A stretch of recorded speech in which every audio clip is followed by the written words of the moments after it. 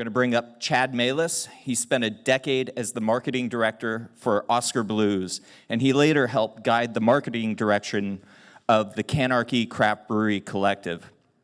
Chad left Canarchy mid-2018 to start his own marketing and PR firm, Turn It Up Media. Chad will share strategies for working with members of the media, including difficult ones like Brewbound, during today's presentation. So please welcome Chad to the stage. Thank you. I picked the title of Art and Science of Media Relations. I think media relations is definitely a mix of both of those items. Most of the punch list that we'll look at on the slides is really kind of the science and relating to what Margaret talked about this morning, and really knowing your brand is where you can really apply the art and make sure that you're telling your story when the opportunity fits. So the punch list, again, a lot of the science, but we'll touch on a little bit of the art. I was compelled to do a little bit of an introduction. I haven't spoke here before, and really thought like I should put my photo up there or something.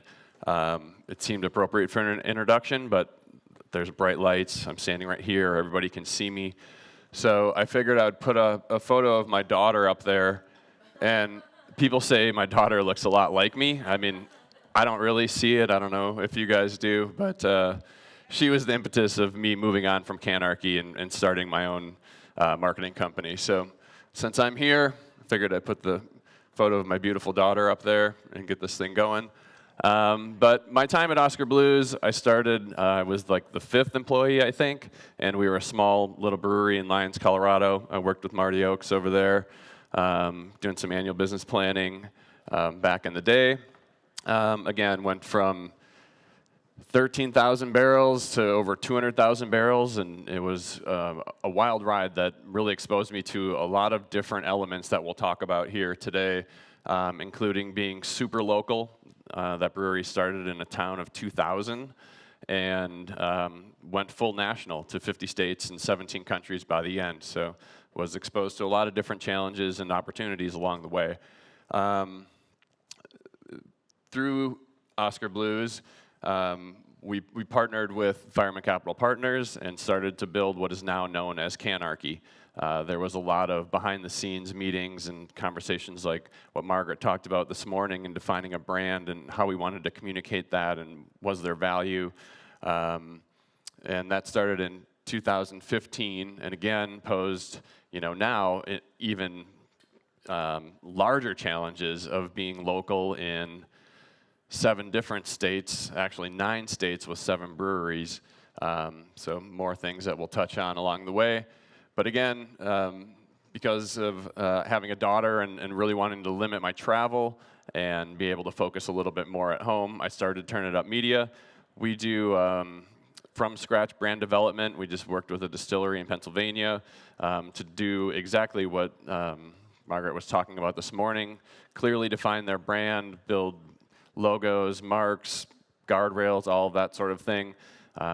We do help out with some strategy, annual planning, and also media relations, which is specifically what we'll talk about here today. I figured I would talk about some of the impactful coverage that we encountered along the way because I learned a lot of different things from some of the coverage we'll see. I know we identified earlier that there are a lot of small breweries here.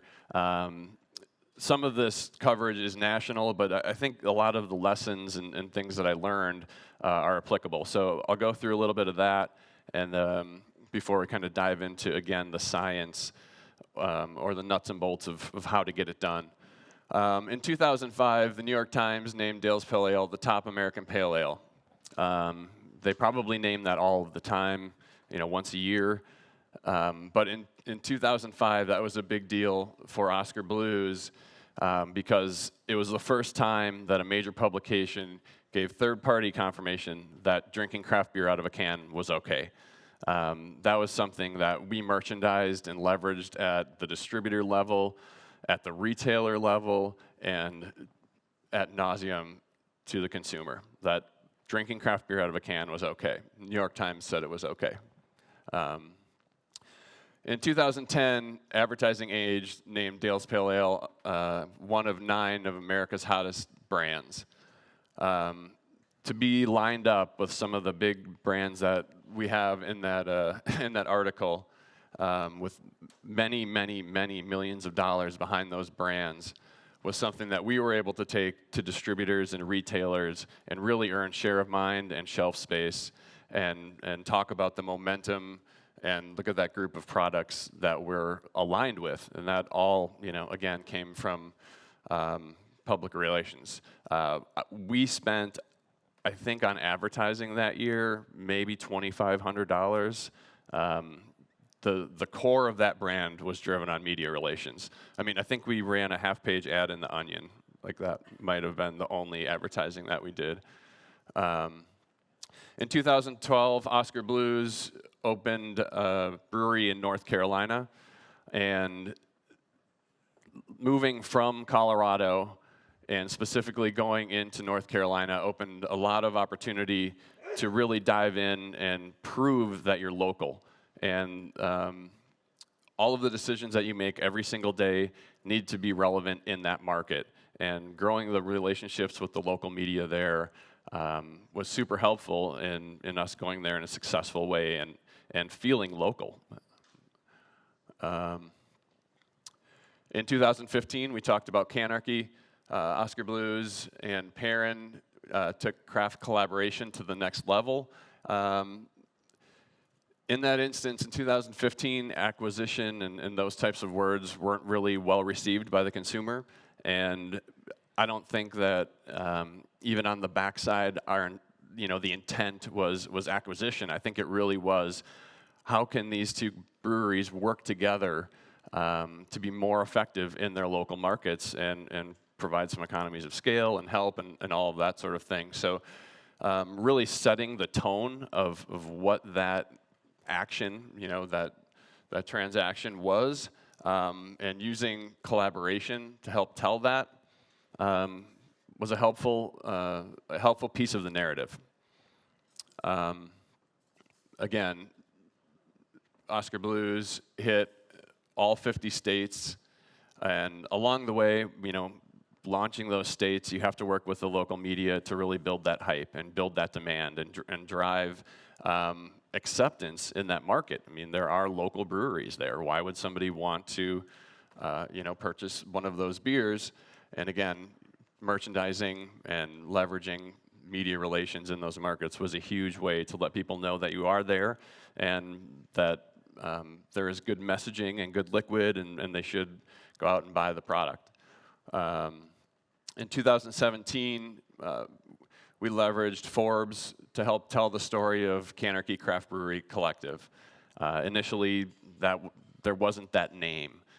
We had to come together and strategize and determine who we wanted to try to tell that message to, and was there value in it, and all of that sort of thing. And again, targeting Forbes to focus a little bit more on the business side, to talk a little bit more to distributors and retailers as opposed to the beer consumer was a clear choice as a place to put that article and have that placement. And we'll talk a little bit more about choosing your outlet later. How do we make this all happen? Whether you're a small brewery or a large brewery, Margaret touched on it earlier. We approach it with the concept of build, tell, yell. And the build portion of it is really the behind-the-scenes planning of sharpening your brand, determining and aligning your internal priorities, getting your business plan lined up, look at what brands, again, are a priority. Do you have marquee events that you engage with your core fans? Do you have a retail partnership that is going to be impactful that you really need to focus on? Do you have innovation or new products going to market? Obviously, those are going to be huge in how you reach out and interact with the media. So just hitting the behind-the-scenes work and knowing all of these elements is key to developing how you're going to interact with the media. What tactics are you going to use? What media segments are you going to talk to? And as you develop all of that, putting together an annual communications calendar it's a great resource for your 12 months. Again, you can mention your seasonal beers. It's a reminder for yourself, hey, this is a very beer-centric holiday. Are we trying to get in dark beer roundups because it's fall? Great American Beer Festival is coming. Larger opportunity to speak to the media because there's a beer focus. Understanding your key outlets' editorial calendar and trying to integrate it in with where your seasonal beers might be, or a new product offering. So again, on the bottom, I just mentioned it's a great ongoing reference. If you're a marketing department of one, which I have been, it's a great guidance and a great resource to continue to look back at it and remember what your priorities are, and make sure that you're supporting what your sales priorities are. In the end, marketing needs to help sales sell beer. And if you have a team, which during my time at Canarchy went from a one-person deal to 7 breweries and 9 locations, large team and an integrated approach, it was key to be able to communicate all of those priorities and align everybody to be moving in the same direction. Very similar to what Margaret mentioned about the being able to communicate your brands and put guidelines on it so that front of the house speaks the same language as back of the house. That's what an annual communications calendar can put in front of you. So, who do you talk to, right? You got to start somewhere. When I started at Oscar Blues, I had 0 names on my media list. But you do have resources. The Brewers Association makes media lists available. So I think they update it every year or every 2 years, but they make it available to members at any time. So you can reach out to the Brewers Association and really get started with your media list there. It's a great list, and that's where I started. You can work with your local Brewers Guild, if you're part of the guild, another great resource. If you are taking part of other events, you're sponsoring things, I would just casually ask if they have a media list or who are they reaching out to. Any opportunity to make sure you find the right fit and people that you can hold close and really get a relationship going. Got to start somewhere, but those are great spots to start. Once you get names, I think it's important to understand, again, your annual plan and what you want to do so that you can kind of start to segment your segment your list into different ways that are useful. Later we'll get into making sure that you're pitching the right story to the right people. And right away when you're building your list, I think it's important to make sure that you're understanding what your priorities are and how you might want to speak to different media contacts. And a couple examples are, by geography. Maybe if you're in 3 states, it's great to know, hey, which state does that person live in? Maybe you have a special release that only goes to one of those 3 states. So geography is pretty easy. Do you want to talk to the beer drinker, or do you want to talk to industry media? Obviously, we're here talking to Brewbound. If you want your distributors to know that you have a new beer coming out, Brewbound is a pretty good one. If you want the consumer to know, obviously, you look at something that's going to reach the consumer. So those are just real basic ones. Once you determine what your strategy is, it can help determine how you're going to build your list. That's just kind of looking ahead as you grow, how can you make sure you're honing your target with appropriate outreach. Then once you get that list, say you talk to the Brewers Association and you get a list, you don't necessarily have a relationship with that person. Again, I think it's a key initiative to make sure that you are giving a person in the media something that fits with what they write with, it fits to their target, and you're creating value for them. It kind of feels like they're doing you a favor by putting a story out there.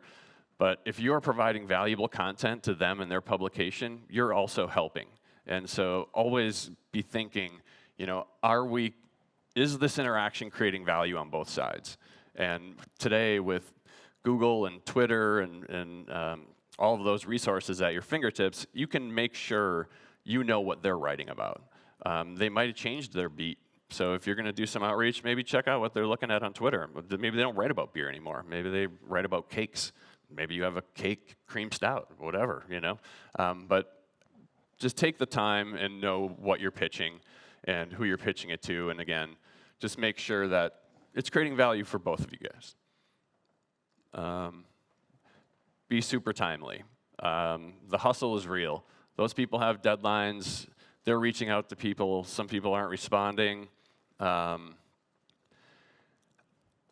I treated every single media person the same, whether it was at Forbes or the local newspaper, and I was extremely responsive at every moment. And you want to be their go-to. If they get in a tight spot and they're up against deadline and their story's not coming together, I want them to just call me. Maybe they just need to talk. Maybe they're not even sure what they're looking for. But if you create that relationship and you are always timely and you answer when they reach out, I found it to be very valuable. And you want to be that emergency call. Now you have a relationship. How are you going to communicate with that person? This is just an example of reaching out via personal email, or as your list grows, which we have at Canarchy. When we left, we had a pretty finely tuned list of about 3,000 media contacts that we had interacted with over the years between 7 breweries. And so there is an opportunity to do some mass emailing. It's like, hey, we want to talk to the industry sector. So we would send a mass email to that segment. We're not sending it to consumer. We want to talk to industry. But we would send a mass email out to make sure that we got that message to everybody that needed to have it. But we still held specific contacts close and always followed up with personal email as needed. So I personally do only personal outreach. We leverage through the brewery, some of that mass update. I think reporters like to get news directly from the brewery, and some of the messaging needs to go to a wide group of people. So I don't think blasting, to defined lists is a bad thing. But I think in order to maintain personal relationships and keep that person close, individual outreach is very important. It's time consuming. And follow-up is even more important than anything else that we'll talk about. These people are busy. They get hundreds of emails a day, people pitching stuff at them.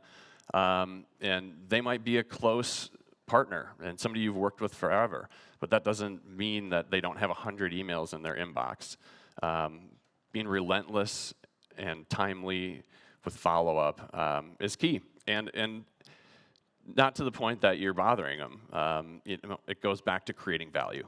Is the follow-up creating value? Often they'll be like, oh, yes, I apologize. I saw your first email. I didn't have time to get back to you. I got distracted. Thank you for following up. I think that's the perfect answer that you want to see. But on the media side, the hustle and consistent outreach is a key ingredient in driving results. Again, we talked about it a little bit earlier, target segmentation.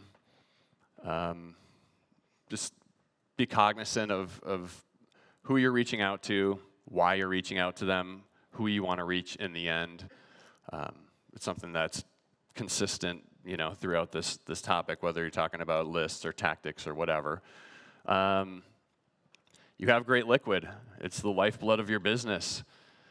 Don't be afraid to do outreach and send samples. I think it's something that is often seen as a little bit of a reward. I mean, if you reach out to a media person, they cover a range of things, and you're offering them, beer to be delivered to their door.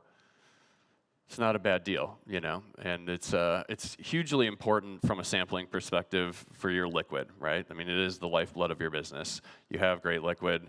You need to keep it top of mind, even if they don't have an editorial calendar or a story right now that that it may fit in. I think it's important just to keep that beer in their fridge, keep them tasting it, reminding them that you guys make quality liquid, and it is a little bit of a reward. I mean, they really enjoy having it land at their door. Often, you know, tap rooms have a lot of events. You have larger events, you have smaller events. It might be a small specialty tapping, it might be an annual anniversary. Take the time to reach out to them and invite them to your event. Have a brewer available to engage with them and take them back and show them, you know, where you make the beer, why you use this grain, why you use these hops, all of those things.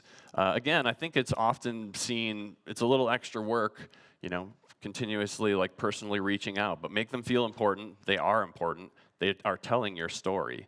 So bring them in, take them backstage, let them look around, ask questions, make them a fan. You know, every opportunity that you have to bring them in and make them a fan gets you one step closer to being that emergency call when they need an answer for something. So again, I think that's often seen as a little bit of a reward. You know, you guys, they're working hard to put stories out. You guys are working hard to make great beer. Bring them back and share the beer.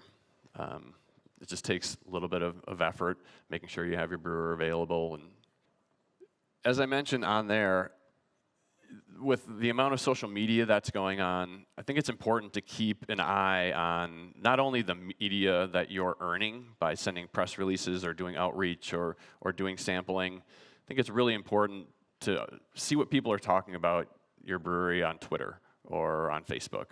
And there are some tools out there that are inexpensive or free that allow you to do that. And one of them is just simple Google alerts. You can set up a Google alert for your individual name, you know, your brand of beer. You can set them up for the name of your brewery. You can set them up for your competitors. See what your competitors are up to. Who's doing a great job, you know, in the earned media space? Set up a Google alert for them. When they get coverage, take a look at how they're positioning their brand, who they're working with. It could be a good place to find somebody in your local area that is covering that type of story. So Google alerts are pretty powerful, and it's free, other than you have a full inbox of alerts. Talkwater alerts are also free. They're very similar. One difference between Google alerts and Talkwater is Talkwater does include social media. Google alerts does not include as much social media. I'm not saying that it doesn't include any, but I've certainly seen a lot more results come through the Talkwater side, which is great. You know, it's important to know what people are tweeting about your beer and about your brewery. Can help shape messaging and understand what the perception is. You might have opportunity to enhance something that's already happening, or you should keep something in mind if maybe it's not resonating the way you intended, or if it's not coming across in a positive way. Just good to have your finger on the pulse. As we're talking about results, I think the idea of merchandising results and leveraging results is hugely important. You get the earned media, and it's just really the first step. Internally, sharing it internal to your team. Hey, if Outside Magazine says that your tap room is a rad place to go after a trail run, share that. You know, don't just hold it to yourself. It can really build a lot of good momentum internally, and really can help with keeping people stoked. I assume we're pretty short on time here? Yeah. Cool. I would just add, do the same thing with your distributors and your retailers. If you are getting a story in Forbes that talks about why they should give your brand more share of mind and why they should give you shelf space, share that information with them. whether that's monthly or biweekly, whatever works for you. And then obviously the yellow portion of this is getting to the consumer. Leverage all of that stuff via social media, other press outlets. If you win a big national award, go tell your local press. They'll probably do a story on a story. So leverage those results. Just because you got that one mention doesn't mean you can't take it to a broader audience. Cool. Sounds great. Thank you all.